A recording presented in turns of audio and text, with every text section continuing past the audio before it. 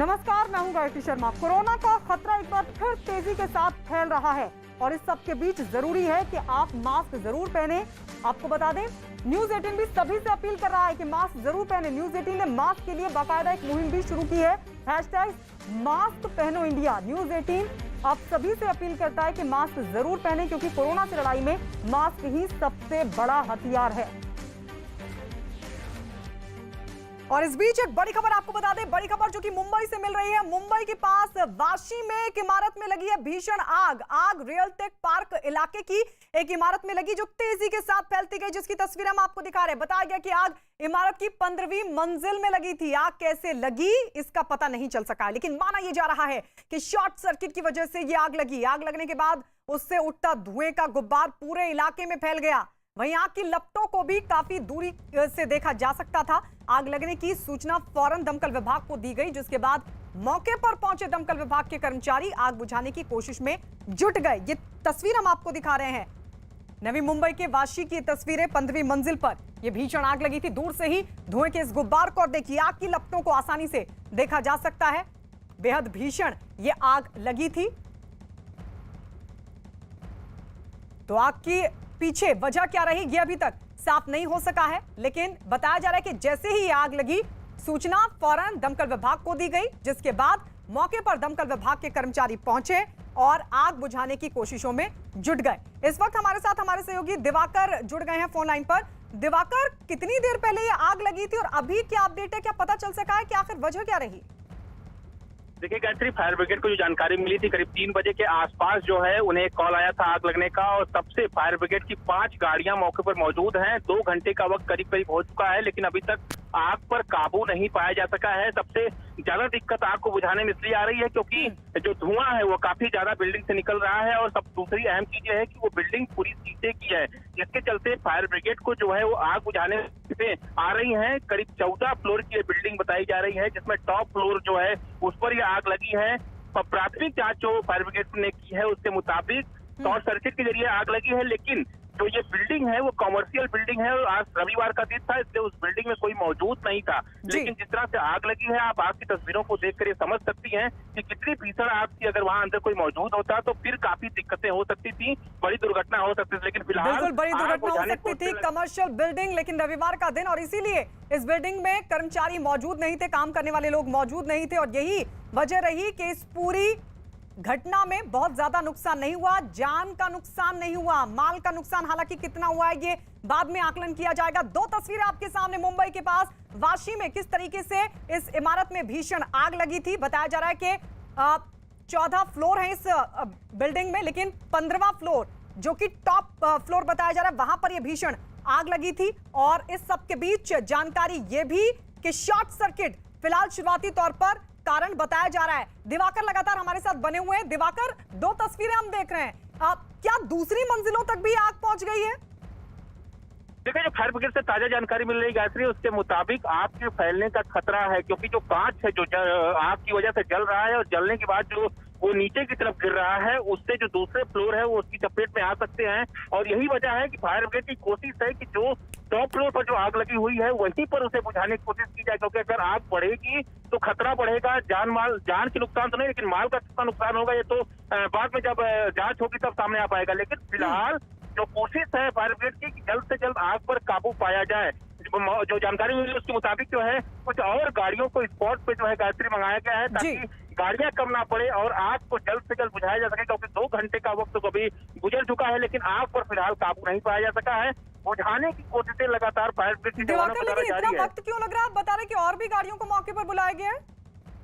देखिए, साफ तौर पर जो गाड़ियां बुलाई गई थी, पहले प्राथमिक जानकारी जो मिली थी उसके मुताबिक 5 गाड़ियां जो है वो मौके पर पहुंची थी, लेकिन गाड़ियां कम होने की वजह ये थी कि पानी जो होता है, जो आग पर मारा जाता है फायर ब्रिगेड के द्वारा, वो पानी कम पड़ रहा था, जिसकी वजह से और गाड़ियां यहाँ पर बुलाई गई हैं ताकि पानी कम ना पड़े। और जिस तरह से ये आग लगी है और लगातार, क्योंकि ये कांच की बिल्डिंग है तो इसलिए जो आग के फैलने का खतरा ज्यादा है। अंदर के क्या चीजें पड़ी हैं अंदर, क्योंकि एक इमारत है तो यहाँ पे हो सकता है कि जो टेक्नोलॉजी से जुड़े तमाम चीजें हो, जो कि जलने का खतरा बढ़ जाएगा और आग बढ़ेगी, जिसके चलते जो है फायर ब्रिगेड की तरफ से एहतियातन जो है गाड़ियां मंगाई गई हैं, अगर जरूरत पड़े तो फिर हो सकता है कि तुरंत उसे इस्तेमाल किया जाए और इस्तेमाल करके आग पर काबू पाया जाए। ठीक है दिवाकर, लौटेंगे अपडेट के लिए। फिलहाल इस आग को बुझाने की कोशिशें, ये तस्वीर हम आपको दिखा रहे हैं किस तरीके से आग लगी, भीषण आग 15वीं मंजिल पर कमर्शियल बिल्डिंग, लेकिन फिलहाल आग को बुझाने की कोशिशें जारी हैं।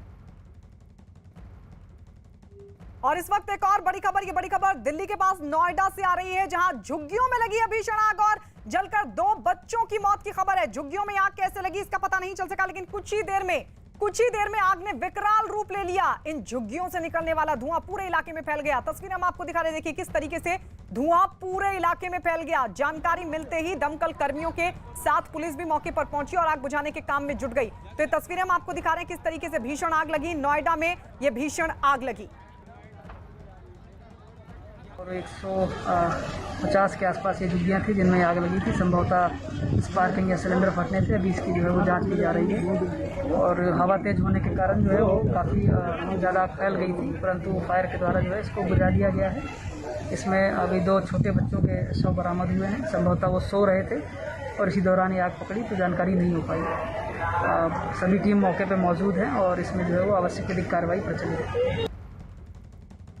और इस वक्त नोएडा से हमारे सहयोगी अमित सिंह हमारे साथ फोन लाइन पर जुड़ गए। आग बुझा ली गई है, ये जानकारी अमित अभी मिल रही है, लेकिन वजह क्या रही, किस वजह से आग लगी, उन किन परिस्थितियों में बच्चों की मौत हुई इस बीच? देखिए गायत्री, आपको बता दूं कि आज नोएडा में जो गौतम बुद्ध नगर है उसमें आग का तांडव देखने को मिला, जिसमें लगभग 500 झुग्गियां जलकर खाक हो गई हैं। बताया जा रहा है कि दोपहर पुलिस और फायर टेंडर को सूचना मिली थी कि नोएडा के सेक्टर 65 के पास जो बहलोलपुर गांव है उसके पास जो झुग्गियां बनी हुई है वहाँ कबाड़ के गोदाम भी है। अचानक ही वहाँ आग लग गई।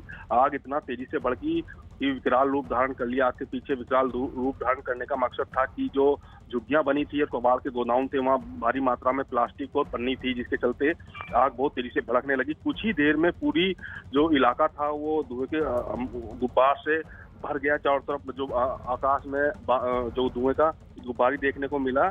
और आपको बता दें कि आग बुझाने के लिए जो दमकल की 17 गाड़ियां मौके पर पहुंची और जब गाड़ियों ने 2 घंटे की कड़ी मशक्कत के बाद पूरी आग पर काबू पाया है। लेकिन अभी जब आग पर जब काबू पाया गया तो उसके बाद 2 बच्चों के शव अभी बरामद हुए हैं और अभी वहाँ जो आग पे काबू पाने की प्रयास किया जा रहा है। जो छोटी मोटी आग लगी है उसके बाद ही स्पष्ट हो पाएगा कि और कितने लोग इसमें जले हैं। लेकिन 2 बच्चों के इसमें सब अभी तक बरामद हो चुके हैं। जो आग लगी थी, आग लगने का कारण अभी स्पष्ट नहीं है। पुलिस तफ्तीश कर रही है, जांच पड़ताल कर रही है। जो 2 बच्चे हैं उनके सबको लेके पोस्टमार्टम के लिए भेज दिया गया। जी गायत्री। जी अमित, लौटेंगे आपके पास। इस बीच लोगों ने क्या कहा इस पूरे आग को लेकर, सुनवाते हैं आपको। हमारा सारा झुग्गी जल गए, बेड जल गए, पेटी जल गई, सारा माल जल गए। यहाँ पर आग लग गया, सारा झुग्गी जल गया। भाई का हमारा संपत्ति जल गया, यहाँ से लेकर 2-4 लाख के करोड़पति के संपत्ति जल गया। हमारा भाई के खाने का कुछ रोड पर खड़ा है, सब परिवार मिलकर। तो लोगों का बहुत कुछ इसमें जलकर खाक हो गया। 2 बच्चों की भी इसमें मौत हुई। अमित लगातार हमारे साथ बने हुए हैं। अमित, जांच के बाद पता चल पाएगा कि आखिर कारण क्या रहे, लेकिन इन तमाम लोगों का जो कुछ भी इस आग की भेंट चढ़ गया है उसको लेकर प्रशासन कुछ कह रहा है, कोई भरोसा प्रशासन की तरफ से? देखिए गायत्री, अभी जो अब तक सूचना मिल रही है अधिकारियों के द्वारा, बताया गया है कि जो इसमें शासन ने भी संज्ञान लिया, उत्तर प्रदेश सरकार ने संज्ञान लिया है। जो मृतक हैं, वो बच्चे जो मृतक हैं उनको 4-4 लाख रुपए की धनराशि और जो जिनको नुकसान हुआ, जिसका सामान जला है या वैसे जला है, उसको व्यवस्था सुनिश्चित करने के लिए शासनादेश जारी किया गया है मुख्यमंत्री की तरफ से। और ये भी कहा गया कि जो लोग घायल हैं, चोटिल हैं, उनको भी तत्काल प्रभाव से उनका उपचार सुनिश्चित किया जाए। तो ये भी एक तरह से देखा जाए कि शासन ने तुरंत इस पर संज्ञान लेते हुए कुछ रात का ठीक है, लौटेंगे आपके पास। और इस बीच एक और बड़ी खबर आपको बता दें। बड़ी खबर गुरुग्राम से, जहां नागरपुर कासन गांव की झुग्गियों में लगी भीषण आग। और आग कैसे लगी इस बात का पता नहीं चल सका, लेकिन आग इतनी तेजी के साथ फैली कि उसने आसपास की कई झुग्गियों को तेजी के साथ अपनी चपेट में ले लिया। आग लगने की वजह से वहां झुग्गियों में मौजूद कई सिलेंडरों में धमाका हुआ, जिसकी वजह से आग और तेजी के साथ फैलती चली गई। इस वक्त वहां दमकल विभाग की 12 से ज्यादा गाड़ियां आग पर काबू पाने की कोशिश में जुटी हुई हैं। तो ये गुरुग्राम से इस वक्त की बड़ी खबर, जहां पर आग लगी है। नागरपुर कासन गांव की झुग्गियों में ये भीषण आग लगी। बताया जा रहा है कि आग इतनी ज्यादा भीषण थी कि तेजी के साथ फैलती चली गई और इसने कई और झुग्गियों को अपनी चपेट में ले लिया। झुग्गियों में मौजूद कई सिलेंडरों में भी धमाका हुआ, ये भी जानकारी मिल रही है। और यही वजह रही कि आग और भी तेजी के साथ फैलती चली गई। दमकल विभाग की 12 से ज्यादा गाड़ियां मौके पर मौजूद हैं और आग बुझाने की कोशिश में जुटी हुई हैं। लेकिन आग कैसे लगी इस बारे में भी जानकारी नहीं मिल पाई है कि आखिर कौन से कारण रहे जिनकी वजह से ये आग लगी। उधर आंध्र प्रदेश के विशाखापट्टनम में कबाड़ के गोदाम में भीषण आग लग गई। आग इतनी तेजी से फैली कि किसी को संभलने का मौका तक नहीं मिला और गोदाम का एक बड़ा हिस्सा आग की चपेट में आ गया। इस दौरान वहां मौजूद कर्मचारियों ने आग पर काबू पाने की कोशिश की, लेकिन इसमें वो नाकाम रहे। इसके बाद मौके पर पहुंचे दमकल विभाग के कर्मचारी वहां आग बुझाने की कोशिश में जुट गए। आग इतनी भीषण थी कि उससे उठती लपटों को कई किलोमीटर दूर से देखा जा सकता था, जबकि धुएं का गुब्बार पूरे इलाके में फैल गया। बताया गया कि आग से वहां लाखों का नुकसान हुआ। तो विशाखापट्टनम में ये भीषण आग लगी। तस्वीरें हम आपको दिखा रहे हैं किस तरीके से पूरी आग लगी और आग ने विकराल रूप ले लिया। तेजी के साथ ये आग फैलने लगी और यही वजह रही कि किसी को इस बीच संभलने का मौका नहीं मिला। बताया जा रहा है कि गोदाम का एक बड़ा हिस्सा इस आग की चपेट में आ गया। हालांकि वहां पर मौजूद कर्मचारियों ने आग पर काबू पाने की कोशिश की, लेकिन वो नाकाम रहे। आग से वहां लाखों का नुकसान हुआ। गर्मियां बढ़ते ही आग लगने की घटनाएं भी अब तेजी के साथ बढ़ रही हैं। हम आपको ये 3 तस्वीरें दिखा रहे हैं। गुरुग्राम, विशाखापट्टनम और नोएडा की तीनों जगहों पर इतनी भीषण आग लगी कि इस पर काबू पाना मुश्किल हो गया। आग से तीनों जगहों पर लाखों का नुकसान हुआ। गुरुग्राम और नोएडा में झुग्गियों में भीषण आग लग गई, जिसमें सैकड़ों की संख्या में झुग्गियां जलकर राख हो गई और हजारों लोग बेघर हो गए। नोएडा में लगी आग में 2 बच्चों की जलकर मौत हुई, जबकि विशाखापट्टनम में कबाड़ के गोदाम में आग लग गई, जिससे पूरे इलाके में अफरा तफरी मच गई और लाखों का माल जलकर राख हो गया। तो ये 3 तस्वीर हम आपको लगातार दिखा रहे हैं किस तरीके से भीषण आग लगी, क्योंकि गर्मियां तेजी के साथ बढ़ रही हैं और इस सब के बीच आग लगने की घटनाएं भी सामने आ रही हैं। और इस बीच एक बड़ी खबर आपको बता दें, केंद्र सरकार ने 3 राज्यों महाराष्ट्र, छत्तीसगढ़ और पंजाब में कोरोना पर काबू पाने में हो रही कमियों पर सवाल खड़ा कर दिया है। कमियों का जिक्र करते हुए केंद्रीय स्वास्थ्य सचिव ने महाराष्ट्र, छत्तीसगढ़ और पंजाब को चिट्ठी लिखी। केंद्र सरकार ने testing, contact tracing, containment operation, hospital infrastructure की उपलब्धता को लेकर कमियों पर सवाल खड़ा किया है। तो ये बड़ी खबर इस वक्त की मिल रही है। 3 राज्य जिन पर सवाल खड़े किए गए हैं। बताया जा रहा है कि जो कदम उठाए जाने थे उनको लेकर केंद्र की तरफ से ये सवाल खड़े किए गए हैं। केंद्रीय स्वास्थ्य सचिव ने बाकायदा चिट्ठी लिखी है इन राज्यों को, और इन राज्यों में महाराष्ट्र शामिल है, छत्तीसगढ़ शामिल है, पंजाब शामिल है, जिन राज्यों को ये चिट्ठी लिखी गई है। और केंद्र सरकार ने testing, contact tracing, containment operation, hospital infrastructure की उपलब्धता को लेकर कमियों पर सवाल खड़ा किया। चिट्ठी के बारे में इस वक्त हमारे साथ हमारे सहयोगी रवि सिंह अपडेट के साथ जुड़ गए हैं। रवि, क्या जानकारी मिल पा रही है, क्या कुछ कहा गया है केंद्रीय स्वास्थ्य सचिव की तरफ से इस चिट्ठी में? ये वो राज्य हैं जो बार बार केंद्र सरकार पर आरोप लगाते रहे हैं कि कोरोना की टेस्टिंग को लेकर या फिर वैक्सीनेशन को लेकर कि वैक्सीन की कमी है, तमाम ऐसी चीजें हैं। लेकिन इन राज्यों में तेजी से केसेस बढ़ते हुए देखा गया है, खास करके महाराष्ट्र, पंजाब और छत्तीसगढ़, इन राज्यों में बहुत तेजी से केस बढ़े हैं। तो केंद्र सरकार की तरफ से टीमें जो नियुक्त की गई थी उसमें 30 टीमें थी और इन 50 टीमें थी, जिसमें 30 टीमें जो है महाराष्ट्र के लिए, 11 छत्तीसगढ़ और 9 पंजाब के लिए भेजी गई थी। और केंद्र सरकार की तरफ से ये भेजी गई थी कि राज्यों में जो केसेस बढ़ रहे हैं उसको लेकर केंद्र सरकार की जो टीमें हैं वो सुझाव देंगी, जमीनी हकीकत का जायजा लेंगी और जो कमियां हैं उसका उजागर करके उनको सुझाव देंगे कि जिससे कि वो उसको दूर किया जाए। ये तमाम जो कमियां पाई गई हैं इन राज्यों में, और खास करके इन 3 राज्यों में ये देखा गया है कि किसी जिले में कॉन्टैक्ट ट्रेसिंग को लेकर दिक्कतें हैं, किसी राज्य में टेस्टिंग को लेकर दिक्कत है। ये तमाम जो कमियां हैं उनको रिपोर्ट के आधार पर केंद्रीय स्वास्थ्य सचिव ने इन राज्यों को लेटर लिखा है, और जिसमें नोडल ऑफिसर भी नियुक्त किए गए थे और रोजाना ये टीमें नोडल ऑफिसर को रिपोर्ट करती थी। और अब पूरा एक कंपाइल करके स्वास्थ्य सचिव की तरफ से राज्यों को बोला गया है कि इसको जल्द से जल्द दूर किया जाए। ठीक है, तो ये केंद्र की तरफ से चिट्ठी लिखी गई है 3 राज्यों को, छत्तीसगढ़, पंजाब और महाराष्ट्र इसमें शामिल है। आपको बता दें क्योंकि महाराष्ट्र में तेजी के साथ कोरोना के मामले बढ़ रहे हैं और कोरोना पर काबू पाने के लिए आज लॉकडाउन पर फैसला लिया जा सकता है। कुछ ही देर में राज्य के CM Uddhav Thackeray task force की बैठक करने वाले हैं और खबर ये कि इस बैठक में लॉकडाउन लगाना है या फिर नहीं, इस पर फैसला हो सकता है। कल भी मुख्यमंत्री की तरफ से बैठक ली गई थी जिसमें अधिकारी शामिल हुए थे और साथ ही आपको ये भी बता दें कि महाराष्ट्र के पूर्व मुख्यमंत्री देवेंद्र फडणवीस भी उस बैठक में शामिल थे। उस बैठक में चर्चा हुई कि लॉकडाउन लगाया जाए या फिर नहीं। हालांकि जो जानकारी निकलकर सामने आई उसके मुताबिक उद्धव ठाकरे चाहते हैं कि लॉकडाउन लगाया जाए, 14 दिन का लॉकडाउन लगाया जाए। लेकिन आज जो टास्क फोर्स को लेकर टास्क फोर्स की जो बैठक हो रही है उसमें हो सकता है कि कोई फैसला हो जाए कि लॉकडाउन लगाया जाएगा या फिर नहीं। तो इस वक्त की ये अहम जानकारी आपको दे रहे हैं क्योंकि 5 बजे टास्क फोर्स की बैठक होनी है और जो जानकारी मिल रही है उसके मुताबिक ये फैसला टास्क फोर्स की बैठक में होगा। कुछ ही देर में राज्य के CM Uddhav Thackeray task force की बैठक करने वाले हैं। 5 बजे का वक्त तय किया गया था और जानकारी है कि इसी बैठक में यह तय होगा कि लॉकडाउन लगाना है या फिर नहीं। महाराष्ट्र में लगातार केसेस बढ़ रहे हैं, कई सख्तियां भी लागू की गई हैं, लेकिन इस सब के बीच लॉकडाउन लगाने के पक्ष में मुख्यमंत्री उद्धव ठाकरे।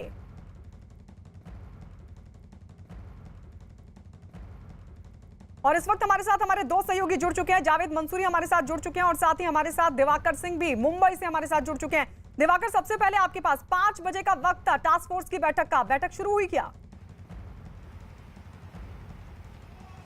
देखिए गायत्री, आपसे कुछ ही मिनट में जो है बैठक शुरू हो सकती है और सबसे अहम जानकारी ये कि ये बैठक क्यों हो रही है।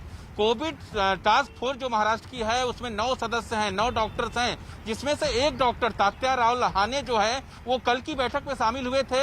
और अगर महाराष्ट्र के मुख्यमंत्री की बात करें तो उन्होंने कहा था कि उनका मूड ये है कि वो लॉकडाउन करना चाहते हैं। तात्याराव लहाने ने भी मुख्यमंत्री की बात का सपोर्ट किया था और उन्होंने कहा था कि जब तक पूर्ण लॉकडाउन नहीं लगाया जाएगा तब तक जो है जो कोरोना की चेन है उसे तोड़ने में मदद महाराष्ट्र को नहीं मिलेगी, क्योंकि एक कोविड मरीज के जरिए 25 से ज्यादा लोग जो है कोरोना पॉजिटिव हो रहे हैं। और यही वजह है कि अगर हम इस चेन को नहीं तोड़ेंगे तो फिर आने वाले समय में दिक्कतें पड़ सकती हैं। तो और ये जो पॉसिबिलिटी है लॉकडाउन की वो इसलिए ज्यादा लग रही है कल से, क्योंकि जिस तरह से महाराष्ट्र के मुख्यमंत्री आज बैठक करेंगे तो अंतिम फैसला उसी बैठक में होना है। और जो संभावना दिख रही है, जो मुख्यमंत्री का मूड दिख रहा है, जो टास्क फोर्स के मेंबर है तात्याराव लहाने का मूड कल देखने को मिला, वो कहीं ना कहीं ये बताता है कि लॉकडाउन का ऐलान हो सकता है। आज की बैठक में फैसला हो सकता है। तो अहम चीज यही कि विपक्ष ने विरोध जरूर किया था, लेकिन सरकार को ये चीज भी देखना पड़ेगा कि अगर वो लॉकडाउन करते हैं तो जो व्यापारियों का नुकसान होगा, छोटे मझोले जो व्यापारी हैं या फिर छोटे जो डेली काम करके मुंबई में कमाते और खाते हैं, वो जो है उनके लिए क्या पैकेज का ऐलान होगा, क्योंकि जाहिर तौर पर ये मुश्किलें लोगों के सामने आएंगी अगर लॉकडाउन लगता है तो मीटिंग अब से कुछ मिनट बाद शुरू हो जाएगी। और गायत्री, देखना अहम ये होगा कि जो कल मूड देखने को मिला था महाराष्ट्र के मुख्यमंत्री का, क्या वो मूड कायम रहता है। टास्क फोर्स की मीटिंग में क्या फैसला निकल कर सामने आता है, क्योंकि वीकेंड लॉकडाउन का दौर ये चल रहा है। शुक्रवार की रात से ये वीकेंड लॉकडाउन लगा था, सोमवार की सुबह 6 बजे तक ये लॉकडाउन है वीकेंड का। तो ऐसे में देखना है कि क्या जो सड़कों पर जो है खालीपन देखने को मिला है। ठीक है दिवाकर, लौटेंगे आपके पास, लेकिन इस बीच ये भी बता दें कि महाराष्ट्र में कोरोना के मामले बढ़ने के बाद आज लॉकडाउन पर फैसला हो सकता है। इस बीच पुलिस ने भी सख्ती को बढ़ा दिया है। मुंबई के कुरार इलाके में काफी संख्या में पुलिस वाले सड़कों पर उतरे और बिना वजह घूम रहे लोगों की जांच की और जांच के बाद ही उन्हें जाने दिया गया। तो ये सख्ती सड़कों पर देखने को मिली, जहां पुलिस जगह जगह दिखाई दी और बड़ी संख्या में पुलिस वाले सड़कों पर उतरकर बिना वजह घूम रहे लोगों की जांच करते नजर आए। मुंबई सहित पूरे महाराष्ट्र में लगातार बढ़ते कोरोना मामलों को देखते हुए सरकार की तरफ से वीकेंड लॉकडाउन लगाया गया है और इस वीकेंड लॉकडाउन के दौरान बेवजह लोग घरों से बाहर ना निकले, इसके लिए पुलिस की लगातार सख्ती यहाँ पर बढ़ती जा रही है। मैं इस वक्त वेस्टर्न एक्सप्रेस हाईवे के कुरार इलाके में हूँ और यहाँ पे देख सकते हैं कि पुलिस की टीम जो है वो लगातार नाकेबंदी करके चेकिंग अभियान चलाए हुई है। ये चेकिंग अभियान इसलिए है क्योंकि बेवजह जो सरकार ने अपील की है कि बेवजह लोग अपने घरों से बाहर ना निकलें, और बावजूद इसके जब लोग मानते नहीं हैं तो पुलिस की तरफ से इस तरह से चेकिंग अभियान चलाया जाता है। और अहम चीज़ ये कि यहाँ पर लोगों से साफ तौर पर पूछा जा रहा है कि आखिर वो घरों से बाहर क्यों निकले हैं। अगर बेवजह निकले हैं तो उनके खिलाफ कड़ी कार्रवाई की जा रही है। इसी तरह की नाकाबंदी आपको मुंबई के तमाम इलाकों में देखने को मिलेगी। सबसे अहम चीज़ कि वीकेंड लॉकडाउन का आज तीसरा दिन है, यानी कल सुबह तक वीकेंड लॉकडाउन है। और इस लॉकडाउन के दौरान आप देख रहे हैं कि तमाम जो पुलिसकर्मी हैं वो सड़कों पर उतरे हैं, क्योंकि जो नियम कानून है उसका पालन करवाना इनकी जिम्मेदारी है। और इसी जिम्मेदारी को निभाने के लिए इस वक्त पुलिस के तमाम जवान जो है वो इस सड़कों पर उतरे हुए हैं। अगर बिना वजह के घर से बाहर निकल रहे हैं तो उनके खिलाफ कड़ी कार्रवाई मुंबई पुलिस यहाँ पर कर रही है। कैमरामैन आतिश के साथ दिवाकर सिंह, न्यूज़ 18 इंडिया, मुंबई।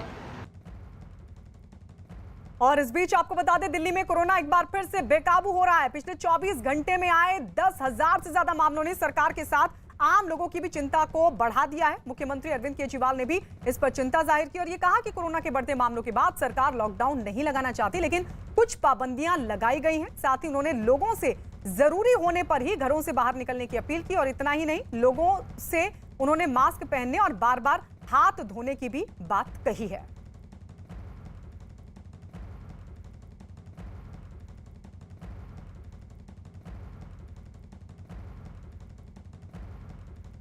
मुझे लगता है कि लॉकडाउन कोरोना से जूझने का समाधान नहीं है।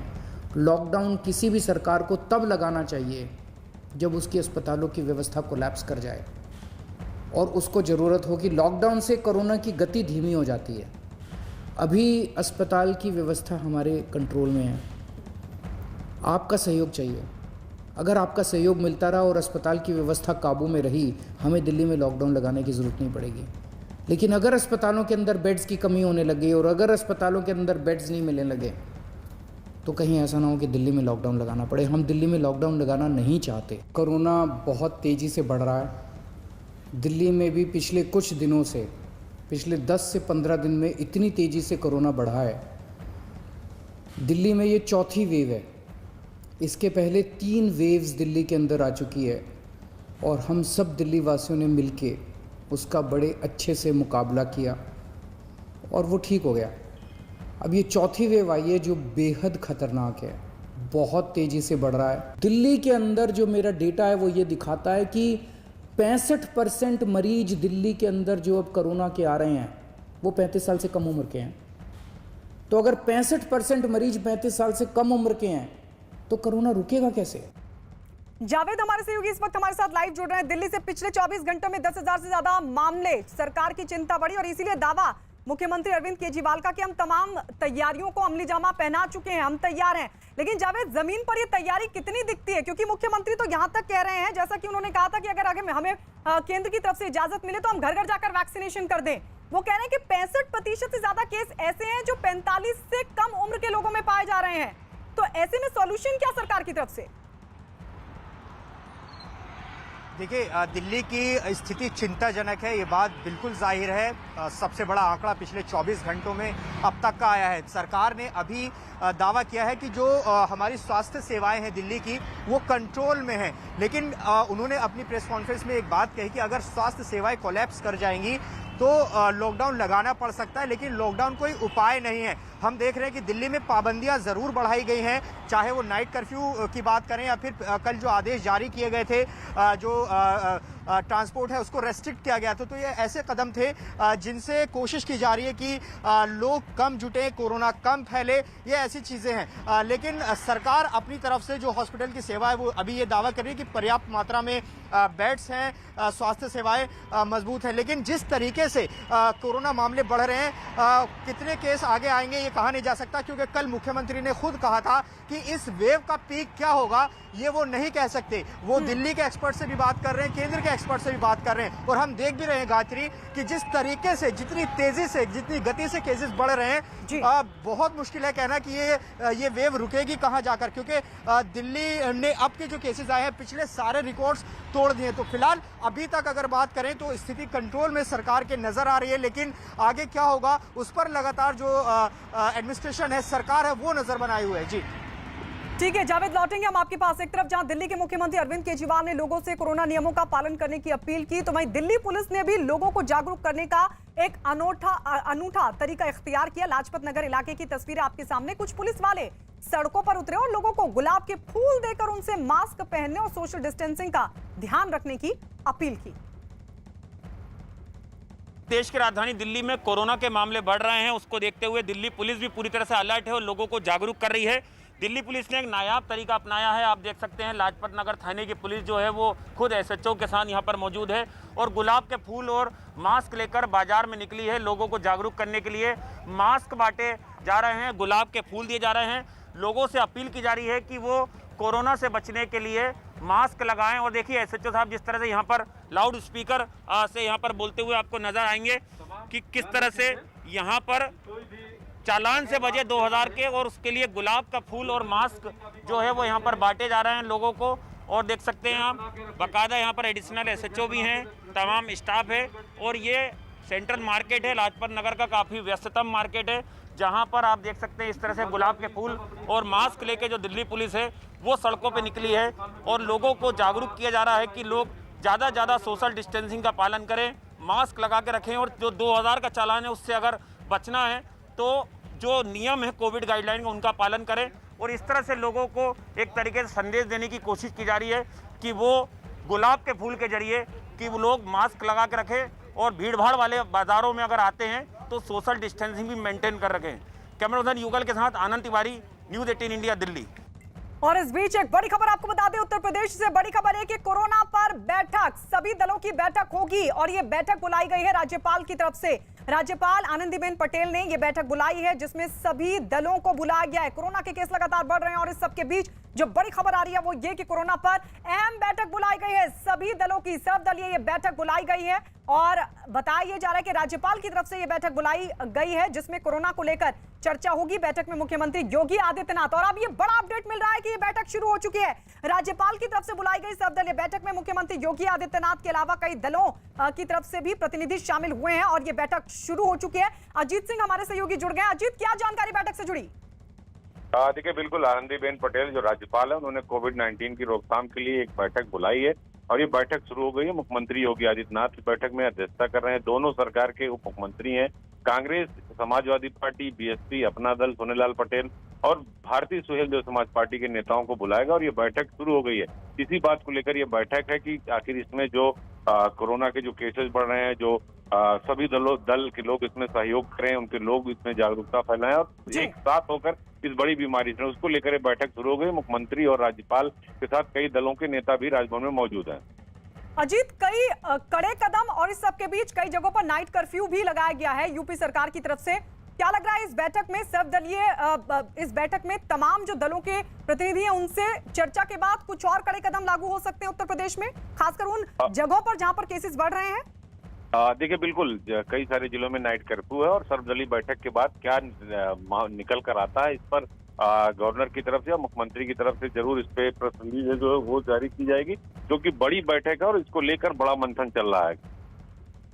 बिल्कुल, तो बड़ी जानकारी अजीत की तरफ से दी गई। राज्यपाल की तरफ से ये बैठक बुलाई गई है और लगातार मामले बढ़ रहे हैं उत्तर प्रदेश में। कई जगहों पर कड़े कदम भी यूपी सरकार ने उठाए हैं।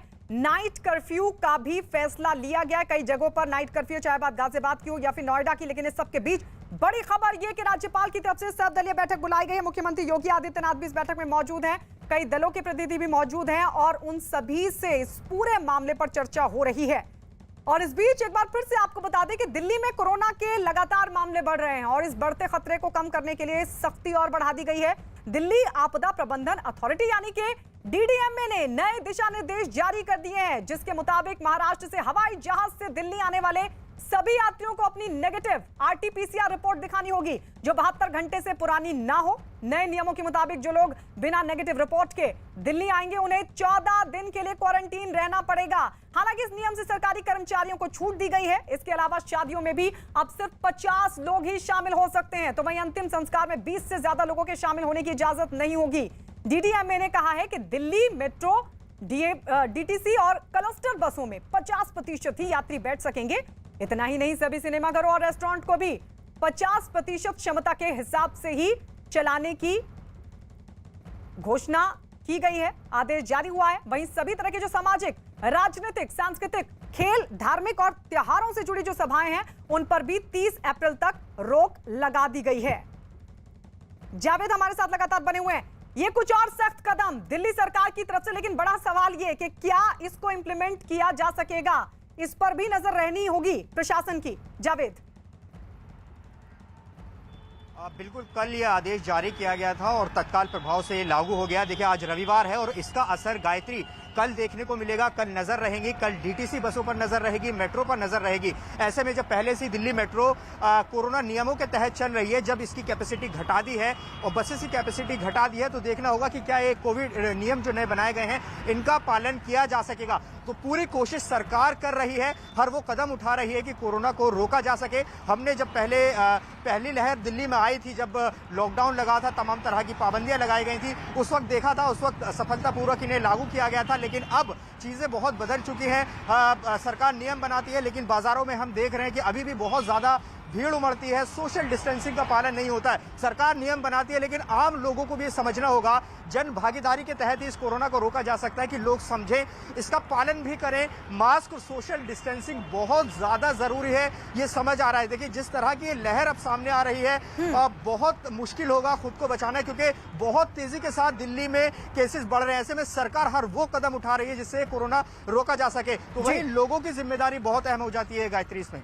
जावेद, लौट रहे हैं आपके पास। तो ये दिल्ली में कोरोना पर सख्ती, शादी समारोह में सिर्फ 50 लोग ही शामिल हो सकते हैं, अंतिम संस्कार के लिए संख्या 20 लोगों की रखी गई है। लेकिन इस सबके बीच दिल्ली मेट्रो में 50% यात्री ही ट्रेवल कर सकेंगे एक बार में। बसों के लिए भी नियम 50% लोग ही, यानी आधे सीटों पर ही लोग बैठ पाएंगे। सिनेमा घरों के लिए भी ये जो क्षमता है 50% की रखी गई है। और कड़ा नियम ये भी कि महाराष्ट्र से जो लोग आएंगे उनको RT-PCR टेस्ट करवाना जरूरी होगा। जांच रिपोर्ट ना होने पर क्वारंटीन रहना होगा।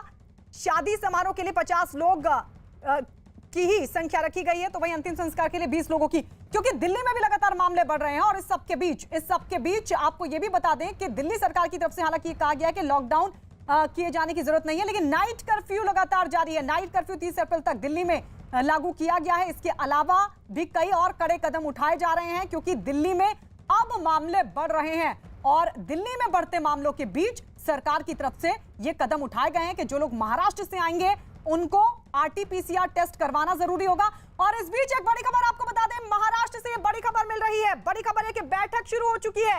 ये बैठक टास्क फोर्स की बैठक है। टास्क फोर्स की बैठक शुरू हो चुकी है, क्योंकि अहम बात यह है कि इसी बैठक से तय होगा कि महाराष्ट्र में लॉकडाउन लगेगा या फिर नहीं। कल मुख्यमंत्री उद्धव ठाकरे की तरफ से बैठक ली गई थी, अधिकारी उसमें शामिल थे, पूर्व मुख्यमंत्री देवेंद्र फडणवीस भी शामिल थे। जो विपक्षी दल है वो भी सहयोग की बात कर रहे हैं। लेकिन सबसे बड़ी बात यह है कि क्या लॉकडाउन लगेगा महाराष्ट्र में, यह तय होगा इस बैठक से, जो शुरू हो चुकी है। टास्क फोर्स की बैठक बताई जा रही है, जिसकी शुरुआत हो चुकी है। सीएम उद्धव ठाकरे बैठक ले रहे हैं। दिवाकर हमारे सहयोगी जुड़ गए हैं ज्यादा जानकारी के साथ। दिवाकर, अब कोई जानकारी, कोई अपडेट बैठक से जुड़ा?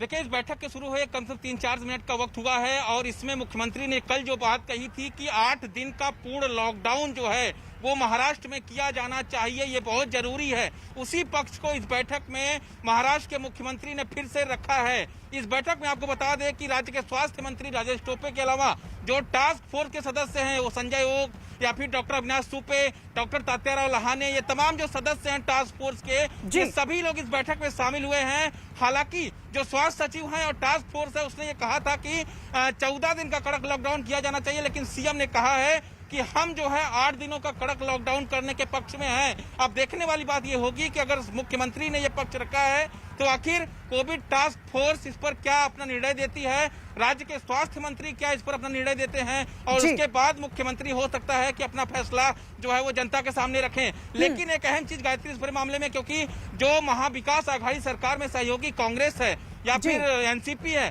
कांग्रेस जो है वो लगातार ये कहती रही है कि लॉकडाउन नहीं होना चाहिए, लोगों को काफी दिक्कत हो सकती है। तो हो सकता है कि अपने साथी दलों को विश्वास में लेने के बाद जो है मुख्यमंत्री इस लॉकडाउन का ऐलान करें या जो फैसला है उसका ऐलान करें। लेकिन फिलहाल बैठक से जो खबर निकल के सामने आ रही है उसके मुताबिक मुख्यमंत्री ने कहा है कि 8 दिन का कड़क लॉकडाउन करने के पक्ष में वो हैं। गायत्री, ठीक है दिवाकर, लौटेंगे आपके पास। बड़ी जानकारी, मुख्यमंत्री 8 दिन के पूर्ण लॉकडाउन के पक्ष में, और जो जानकारी दिवाकर दे रहे हैं उसके मुताबिक है कि कल ऑल मीटिंग में भी यही पक्ष रखा गया था। लेकिन फिलहाल स्वास्थ्य मंत्री बैठक में मौजूद है। जो टास्क फोर्स की बैठक चल रही है, मुख्यमंत्री उस बैठक को ले रहे हैं और उसमें टास्क फोर्स के अधिकारी भी मौजूद हैं। अब ये फैसला इस बैठक से तय होगा कि आखिर लॉकडाउन लगाया जाए या फिर नहीं। इसको लेकर अपडेट आपको देते रहेंगे। लेकिन इस सबके बीच एक और बड़ी खबर आपको बता दें, पिछले 24 घंटों में उत्तर प्रदेश में कोरोना के 15,353 नए केस आए सामने। यूपी में इस वक्त कोरोना के 71,241 मरीजों का इलाज चल रहा है। दूसरी तरफ राज्य में अब तक 85 लाख लोग वैक्सीन की डोज ले चुके हैं। आज टीका उत्सव के तहत राज्य में 6,000 वैक्सीनेशन सेंटर पर टीकाकरण चल रहा है। अजीत हमारे सहयोगी जुड़ गए टीका उत्सव को लेकर। अजीत, और क्या जानकारी? देखिए बिल्कुल गायत्री, जिस तरह उत्तर प्रदेश में कोविड के आंकड़े बढ़ रहे हैं, पिछले 24 घंटों में 15,353 नए मामले आए, उसको लेकर मुख्यमंत्री लगातार बैठकें कर रहे हैं। इस वक्त भी वो कोविड-19 को लेकर राजभवन में बैठक चल रही है। और सबसे बड़ी बात, टीकोत्सव के माध्यम से मुख्यमंत्री चाहते हैं कि ज्यादा से ज्यादा लोगों को डोज लगे और अब तक 85,15,296 लोगों को वैक्सीन लग चुकी है। लेकिन जिस तरह केसेज आ रहे हैं, अस्पतालों में बेड की समस्या आ रही है, वेंटिलेटर नहीं है, उसको लेकर नए कोविड हॉस्पिटल भी बनाए जा रहे हैं। राजधानी लखनऊ में भी 2 हॉस्पिटल को फिर से कोविड हॉस्पिटल, नया हॉस्पिटल बनाया जा रहा है। तो इन सब को लेकर मुख्यमंत्री की तरफ से कवायद की जा रही है कि किसी तरह इस आंकड़े को कम किया जाए और लोगों को जल्द से जल्द ठीक किया जाए। जी अजीत, तो टीका उत्सव के तहत राज्य में 6000 वैक्सीनेशन सेंटर पर टीकाकरण चल रहा है। पिछले दिनों राज्य के मुख्यमंत्रियों की बैठक भी प्रधानमंत्री की तरफ से ली गई थी। उन्होंने भी जोर दिया था कि टीकाकरण पर जोर दिया जाए और उन्होंने कहा था कि क्यों ना 11 से 14 तक टीका उत्सव चलाया जाए और इसी के तहत आज टीका उत्सव की शुरुआत हुई है। तो उत्तर प्रदेश में 15,353 नए केस सामने आए हैं। उत्तर प्रदेश में भी लगातार बढ़ रहे हैं मामले कोरोना के। इस वक्त कोरोना के 71,241 मरीजों का इलाज चल रहा है, यानी ये एक्टिव केस हैं कोरोना के। राज्य में अब तक 85 लाख लोगों को वैक्सीन की डोज भी दी जा चुकी है।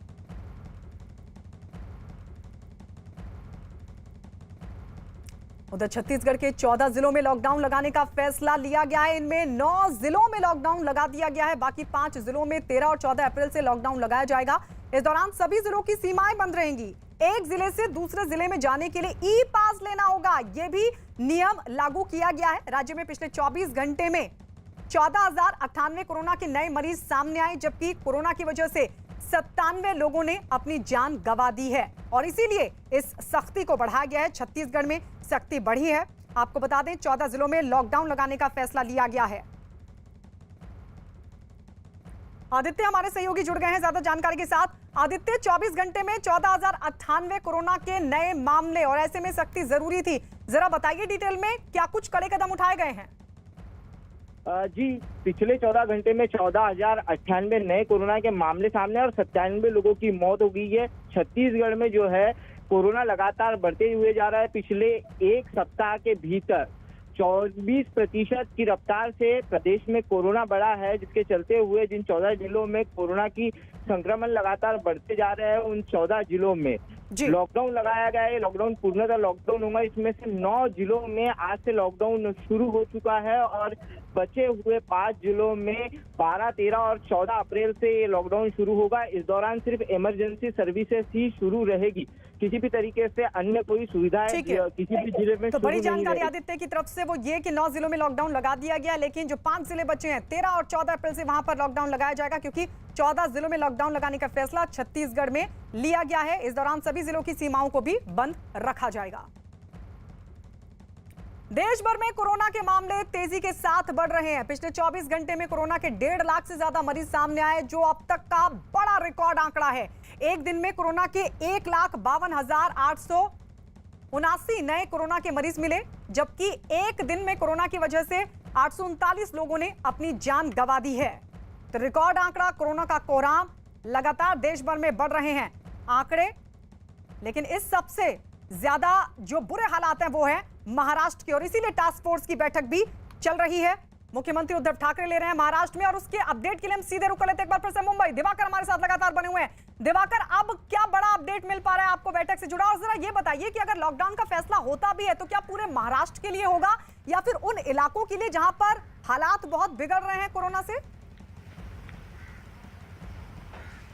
देखिए गायत्री, जो फैसला होगा वो पूरे महाराष्ट्र के लिए होगा, क्योंकि महाराष्ट्र के ज्यादातर जो जिले हैं वो कोरोना से प्रभावित हो, चाहे मुंबई हो, चाहे नागपुर हो, चाहे औरंगाबाद हो। ये तमाम जो जिले हैं, बड़े जिले जो हैं, ये जो है कोरोना से फिलहाल बहुत ज्यादा प्रभावित है। और जो बैठक से जो जानकारी निकल के सामने आ रही है उसके मुताबिक लॉकडाउन को लेकर 2 मत सामने आ रहे हैं। पहला मत ये कि लॉकडाउन क्या 7 दिनों का कड़क किया जाए या फिर 14 दिनों का कड़क किया जाए, ये 2 मत निकल के सामने आए हैं। मुख्यमंत्री ने अपना पक्ष जरूर रखा है कि 8 दिन का कड़क लॉकडाउन होना चाहिए, उसके बाद धीरे धीरे जो है छूट दी जाएगी, धीरे धीरे चीजों को फिर से खोला जाएगा, क्योंकि ब्रेक जो चेन है कोरोना की उसको तोड़ना बहुत जरूरी है। लेकिन जो बैठक में टास्क फोर्स के सदस्य हैं उन्होंने ये कहा है कि अगर लॉकडाउन करना है तो 14 दिनों का लॉकडाउन किया जाए, ताकि जो कोरोना लगातार बढ़ रहा है उसकी चेन को तोड़ा जा सके। लौटेंगे अपडेट के लिए फिलहाल टास्क फोर्स की बैठक चल रही है, उसी के बाद तय होगा लॉकडाउन लगेगा महाराष्ट्र में या फिर नहीं। और अब बात बंगाल की सियासत की। कूच बिहार की घटना के मुद्दे पर गृह मंत्री अमित शाह ने ममता बनर्जी पर बड़ा हमला बोला। पश्चिम बंगाल के नादिया में रोड शो के दौरान अमित शाह ने कूच बिहार की घटना पर दुख जाहिर किया और साथ ही कहा कि सुरक्षा बल ने बचाव में गोली चलाई थी, जिससे 4 लोगों की मौत हुई है। कूच बिहार पर हो रही सियासत पर दुख जताते हुए अमित शाह ने कहा कि ममता बनर्जी को बंगाल की जनता से माफी मांगनी चाहिए। सुनिए अमित शाह ने क्या कहा। बंगाल के चुनाव के चौथे चरण के मतदान में कल एक दुखद घटना हुई। एक बूथ पर कुछ अज्ञात लोगों ने हमला किया। सीआरपीएफ के हथियार लूटने का प्रयास किया और जब सीएपीएफ ने अपने बचाव में, अपने हथियार बचाने के लिए गोली चलानी पड़ी, इसमें 4 लोगों की एक मृत्यु हुई। ये बहुत दुखद घटना है। ममता दीदी ने कुछ ही दिन पहले भाषण किया था कि सीआईएफएस सीएपीएफ वाले आए तो उनको घेर लो, उन पर हमला करो। मैं पूछना चाहता हूं, ममता दीदी को एक शार्प सवाल पूछना चाहता हूं कि क्या आपका वो भाषण वो 4 लोगों के मृत्यु के लिए जिम्मेदार नहीं है क्या? अगर आप वो भाषण न करती कि 4 युवा सीआरपीएफ पर हमला करने का हिम्मत करते क्या? आपने उनको उकसाकर एक गोलीबारी का कारण दिया।